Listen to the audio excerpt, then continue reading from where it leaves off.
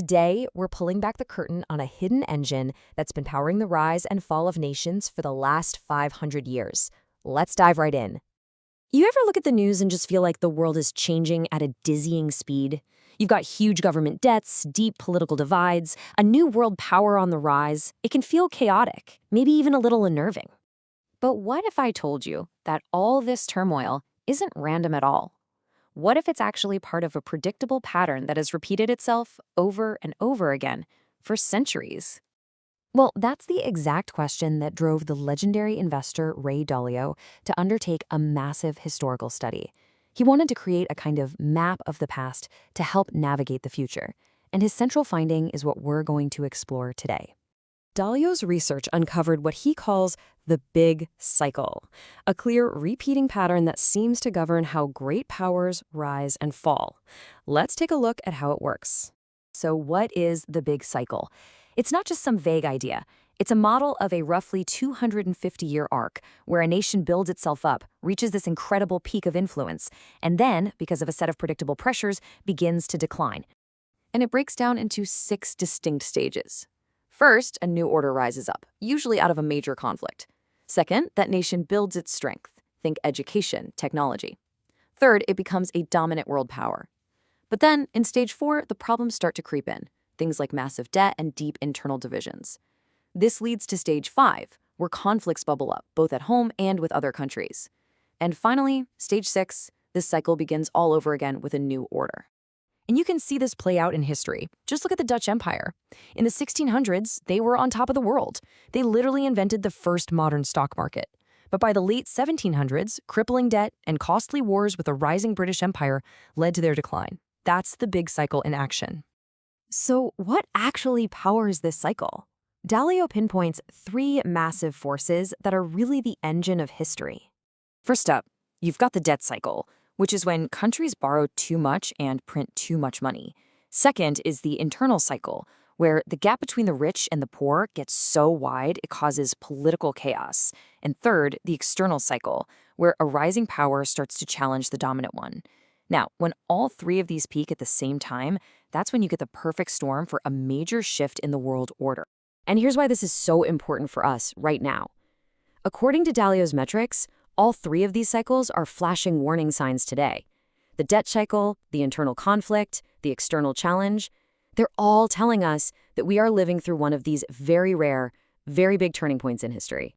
So let's take this framework and apply it to the most significant dynamic in the world today, the relationship between the United States and the rising power of China. This scorecard does a really great job of visually mapping out the power shift. Using some of Dalio's key metrics, you can see the trends clearly. The US still has the lead in some absolutely crucial areas, like military strength, and of course, having the world's reserve currency. But look at the direction things are heading. In areas like education and technology, China is rising incredibly fast and closing that gap. Let's drill down on that first driver, the debt cycle. The US national debt has blown past $30 trillion. To put that in perspective, relative to the size of the economy, we haven't seen a number like that since World War II. Historically, that much debt is a classic indicator that an empire is in the later stages of its cycle. And what about that internal cycle? Well, just look at the wealth gap in the US. The top 1% now holds more wealth than the entire bottom 90% combined. That staggering level of inequality is exactly what fuels the kind of political polarization we see marking a declining phase. Meanwhile, the rising power is showing incredible strength. This chart just says it all. The speed of China's economic ascent is unbelievable. From a GDP of just $150 billion back in 1978 to over $17 trillion today. The World Bank actually calls it the fastest sustained expansion by a major economy in history. This brings us to America's greatest strength, its status as the world's reserve currency. About 60% of the world's savings are held in US dollars. This gives America what's called an exorbitant privilege. Because the world needs dollars, the US can basically print money to fund itself. But notice that share has been slowly ticking down, and China's yuan, while still tiny at 2%, is slowly gaining ground. History shows us this kind of privilege never lasts forever. So, the crucial point Dalio makes here is that decline is almost always an inside job. It isn't the rising power that causes the fall, but the established power's own internal problems. Its debt, its divisions, its failure to adapt. Okay, so the model points to a major global shift. And that can sound unsettling for sure, but the purpose of a map isn't to scare you, it's to help you navigate. So, what are the practical takeaways here? Dalio offers a kind of personal playbook. It's really about thinking globally, diversifying not just what you own, but where you own it. It's about building skills that are adaptable and aren't tied to any single country's economy.